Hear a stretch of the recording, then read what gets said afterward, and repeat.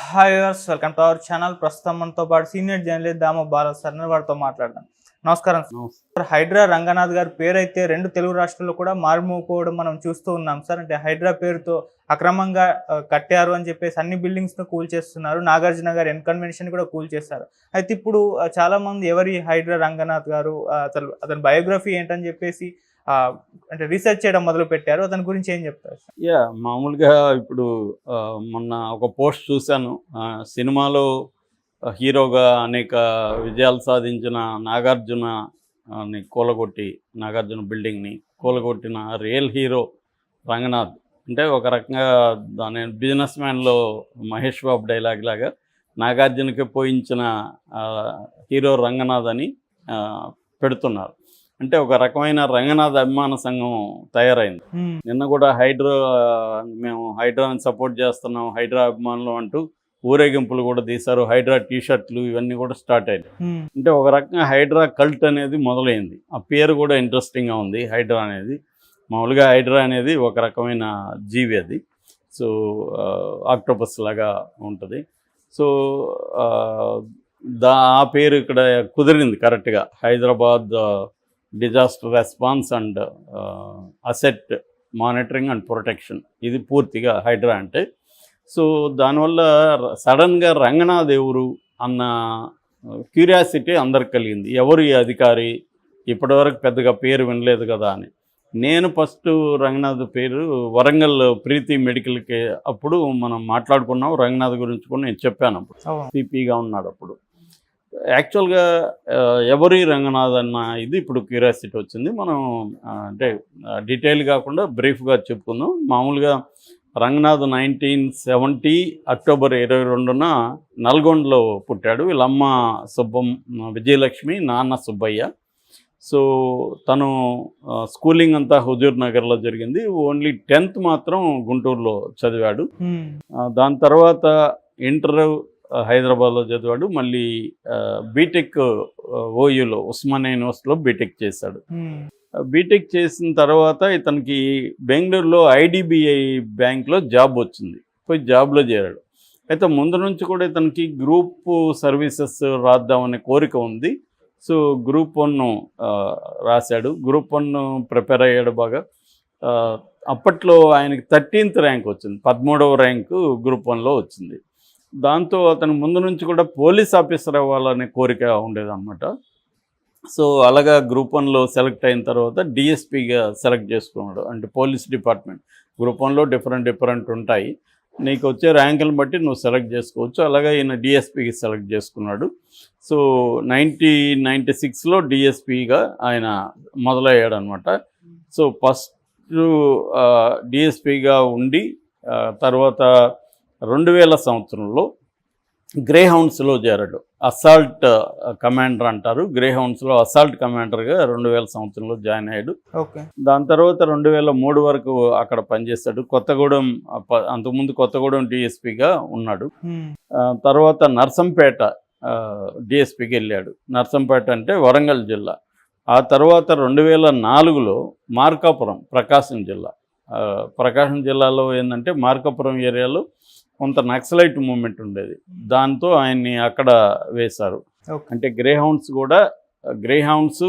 SIB ఈ 2 డిపార్ట్మెంట్ని ఎన్టీఆర్ హయాంలో Vyas IPS Vyas officer ఆయన ఈ 2 డిపార్ట్మెంట్ని తయారు చేశాడు. గ్రేహౌండ్స్ ఏమో ఫీల్డ్లో నక్సలైట్ని అటాక్ చేయడానికి జంగిల్ వార్ఫేర్లో వాళ్ళకి ట్రైనింగ్ ఉంటుంది. SIB అన్నో స్పెషల్ ఇంటెలిజెన్స్ బ్రాంచ్. నక్సలైట్ల కదలికలు కావచ్చు, అర్బన్ ఏరియాలో వాళ్ళ ఎక్కడెక్కడ డెన్లో మెయింటైన్ చేస్తారు, ఈ విషయాలన్నీ కూడా SIB చూస్తుంది. ఈ 2 డిపార్ట్మెంట్లు అనమాట. అలాగే ఈయన గ్రేహౌండ్స్లో చాలా కాలం పనిచేశారు. ఈయన ఎప్పుడు కూడా ఇంటెలిజెన్స్ వింగ్లోకి వెళ్ళలేదు, ఫీల్డ్ వింగ్లోనే ఎక్కువ ఉన్నాడు. అంటే యాక్షన్లో ఉన్నట్టుగా మనకు అర్థమవుతుంది. దాని తర్వాత బలిమిల రిజర్వాయర్ అప్పుడు పెద్ద ఎత్తున అక్కడ ఒక చెరువు, ఒక పెద్ద నది దాడుతున్నప్పుడు, కృష్ణా నది, పడవలు తీసుకొని వెళ్తారు, బుట్ట అంటారు వాటి వెళ్తున్నప్పుడు నక్సలైట్లు అటాక్ చేసి చాలామందిని చంపేశారు. అప్పట్లో చాలా పెద్ద సంఘటన బలిమిల గ్రే హౌండ్స్ వాళ్ళు చాలా మంది చనిపోయారు. ఓకే. దాని తర్వాత ఈయన్ని అక్కడికి పంపించారు, గ్రే హౌండ్స్ని మళ్ళీ స్ట్రెంగ్తెన్ చేయమని. 2012లో ఈయన వెళ్ళాడు. గ్రే హౌండ్స్ని అక్కడ మొరేలు కూడా బాగా దెబ్బతిని గ్రే హౌండ్స్లో, ఎందుకంటే ఆ స్థాయిలో చంపడం అనేది ఫస్ట్ టైం అనమాట. దాంతో ఈయన వెళ్ళి మొరాలు నిలబెట్టడం, ధైర్యంగా ఈయన కూడా గ్రౌండ్లో ఉండి వెళ్ళడం, కొన్ని ఎన్కౌంటర్లలో కూడా పార్టిసిపేట్ చేయడం, ఇవన్నీ చేసినాక ఈయనకి రాష్ట్రపతి గ్యాలంటరీ అవార్డు కూడా ఇచ్చారు. ఓకే. అంటే ఈయన సాహసాలు, ధైర్య సాహసాలకి మెచ్చి అవార్డు కూడా వచ్చింది. దాని తర్వాత అక్కడ 2012 వరకు ఉన్నాడు. దాని తర్వాత 2014లో నల్గొండకి వచ్చాడు. నల్గొండ వచ్చి అంతకుముందే ఆయన అసిస్టెంట్ ఎస్పీగా ఈ గ్రే హౌండ్స్కి వెళ్ళేటప్పటికే అసిస్టెంట్ ఎస్పీ అయ్యాడు. నల్గొండకు వచ్చేసరికి ఎస్పీ అయ్యాడు. సో నల్గొండలో పనిచేశాడు. దాని తర్వాత డిఐజీ ర్యాంక్ వచ్చింది ఆయనకి. డిఐజీగా హైదరాబాద్ ట్రాఫిక్ వేశారు. హైదరాబాద్ ట్రాఫిక్లో జాయింట్ కమిషనర్గా ట్రాఫిక్ ఈయన వచ్చాడు. ఈయన పీరియడ్లో అప్పుడు హైదరాబాద్ ట్రాఫిక్ సంబంధించి చాలా విప్లవాత్మకమైన చేంజెస్ని ఈయన ప్రవేశపెట్టాడు. అంటే గ్రీన్ లైట్ ఎక్కువసేపు ఎంతసేపు ఉండాలి, దీంట్లో రెడ్ లైట్ ఎంతసేపు ఉండాలి, ఇట్లాంటివన్నీ కూడా ఆయన సైంటిఫిక్గా ఎక్కడెక్కడ ఆ ట్రాఫిక్ అక్కడ ఎంతసేపు ఉంటుంది ఏంటి ఇవన్నీ అంచనా వేసి చేశారని చెప్తారు. అట్లాగే బ్లాక్ కవర్స్ వేస్తారు కదా కార్లకి, వాటికి అద్దాలకి, అవన్నీ తీయించడం, తర్వాత వేగాన్ని నియంత్రించడం, ఇట్లాంటివి అనేక విపరీతమైన హార్న్లు కొట్టడం, ఈ ట్రాఫిక్కి సంబంధించిన అనేక ఇష్యూల్ని ఈయన పరిష్కరించారు. ఓకే. తర్వాత ఆపరేషన్ రోప్ అంటారు అన్నమాట. అంటే ఎక్కడెక్కడ ట్రాఫిక్లో ఇబ్బందులు ఉన్నాయి, బాటిల్ నెక్స్ ఎక్కడెక్కడ ఉన్నాయి, వీటన్నిటిని గుర్తించి వాటిని నివారించడానికి, పరిష్కరించడానికి చర్యలు తీసుకోవడం, ఇవన్నీ కూడా ఈయన ప్రవేశపెట్టి ఇచ్చేశాడు. దాని తర్వాత ఈయన కొంతకాలం కృష్ణా నందిగాం దగ్గర పనిచేశాడు. దాని తర్వాత వరంగల్ ట్రాఫిక్కి వెళ్ళాడు. వరంగల్ ట్రాఫిక్లో ప్రధానంగా ఆయన ఎంక్రోచ్మెంట్స్ని అరికట్టాడు.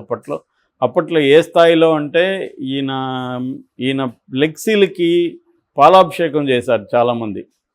ఎంక్రోచ్మెంట్లు వల్ల క్లియర్ అయిన వాళ్ళు, దానివల్ల ఆపడిన వాళ్ళు, అలాగా. ఈయన నల్గొండ నుంచి వచ్చేసేటప్పుడు కూడా ప్రజలందరూ పెద్ద ఎత్తున వాళ్ళ ఫ్యామిలీకి వీడ్కోలు పలికారు. ఆ ఫోటోలు అవన్నీ కూడా మనకి కనిపిస్తాయి నెట్లో. సో అలాగా ఉన్నాడు. దాని తర్వాత మళ్ళీ వరంగల్కి సిపిగా వచ్చాడు, పోలీస్ కమిషనర్గా వచ్చాడు. సో ఈయన మేజర్గా టేకప్ చేసిన కేసులు చెప్పాలంటే, ఒకటి ఆయేషా మీరా కేసు. ఆయేషా మీరా అనే అమ్మాయి రేపుకి గురై చనిపోయింది. ఆ కేసు అది సెన్సేషన్, ఇండియాలో ఉన్న సెన్సేషనల్ కేసు. అది ఇప్పటికి కూడా ఇంకా క్లియర్ కాలేదు. సో ఆ కేసులో ఈయన ఉన్నాడు బిగినింగ్లో. దాని తర్వాత సిబిఐ దాంట్లోకి ఎంటర్ అయింది. అదొకటి. రెండవది నల్గొండలో, అది కూడా మనకు పాపులర్గా తెలుసు, అమృత ప్రణయ్ కేసు కూడా ఈయన ఆధ్వర్యంలోనే ఆ కేసు ఇచ్చేశాడు. ఈయన చాలా త్వరగానే వాళ్ళని అందరిని పట్టుకోవడం, వాళ్ళందరికీ జైలు శిక్ష వేయించడం, అవన్నీ కూడా చేశాడు. ఆ క్రమంలో ఆయన ఆ కేసు గురించి కూడా చాలాసార్లు మాట్లాడాడు. మారుతరావు ప్లేస్లో ఎవరున్నా అలాగే చేస్తారు అనేది ఆయన అప్పట్లో వివాదం కూడా అయింది. ఆయన కామెంట్ ఒక ఇంటర్వ్యూలో చేస్తూ, మారుతరావు ప్లేస్లో ఏ తండ్రి ఉన్నా అలాగే చేస్తాడు అనేది మాట్లాడడం వివాదం అయింది. అట్లాగే ప్రీతి కేసు, మెడికో ప్రీతి కేసు, అది మనం చాలాసార్లు చెప్పుకున్నాం కూడా వరంగల్ మెడికల్ కాలేజీలో. దాని మీద కూడా ఆయన కొన్ని వివాదాస్పదమైన కామెంట్లని అంటారు. ఎందుకంటే బిగినింగ్లో ర్యాగింగ్ వల్లే చనిపోయింది అని చెప్పాడు ఆయన. నిజానికి ర్యాగింగ్ కాకుండా ఒక ముస్లిం కుర్రాడు వల్ల ఏం చనిపోయిందని తర్వాత తేలింది. దాంట్లో కూడా చాలా కాంట్రవర్సీ విషయాలు అప్పుడు బయటకు వచ్చాయి. సో అప్పుడు కూడా ఈయన ఉన్నాడు. ఏదేమైనా ఈయనకి ఏంటంటే ఒక నిజాయితీ, ముక్కుసూటిగా వెళ్ళి నిజాయితీగా ఉండే లక్షణం, కొంతవరకు ఎక్కడున్నా కూడా ప్రజల తరపు నుంచి ఆలోచించడం, పబ్లిక్ వైపు నుంచి థింక్ చేయడం, ఇటువంటివి ఆయనకి కొంత పేరు తెచ్చిపెట్టాయి. అట్లాగే కొన్ని చోట్ల ఆయనకి వ్యతిరేకత కూడా వచ్చింది. ఏదేమైనా ఆయన ఒక సిన్సియర్ ఆఫీసర్ అనే పేరైతే ఉంది. సో మన ఇక్కడ రేవంత్ రెడ్డి కూడా ఇప్పుడు హైడ్రా పెట్టినప్పుడు ఆయన్నే సెలెక్ట్ చేసుకున్నాడు. తనైతే ముక్కుసూటిగా ఉంటాడు, ఎవరి ఇన్ఫ్లుయెన్స్కి ఆయన తలగ్గొడు, ధైర్యంగా ఉంటాడు. ఎందుకంటే ఇట్లాంటి ఆఫీసర్లకు భయపడతారు ఎవరైనా ఒక డేరింగ్గా ముందుకెళ్ళాలంటే. ఎందుకంటే రేపు పొద్దున ఈ గవర్నమెంట్ ఉండొచ్చు, మారచ్చు, రేపు ఇంకొక గవర్నమెంట్ వస్తే ఖచ్చితంగా ఇలాంటి వాళ్ళ మీద చర్యలు తీసుకుంటారు. ఇప్పుడు మనం చూస్తున్నాం కదా, తెలుగుదేశం ఏం చేస్తుంది, వైసీపీకి సపోర్ట్ చేసిన ఆఫీసర్లందరినీ విపరీతంగా వేధిస్తుంది. అలాగే రేపు పొద్దున రంగనాథన్ కూడా బీఆర్ఎస్ వాళ్ళు అధికారంలోకి వచ్చారనుకో, మళ్ళీ బీజేపీ వాళ్ళు వచ్చారనుకో, వేధిస్తారు ఖచ్చితంగా.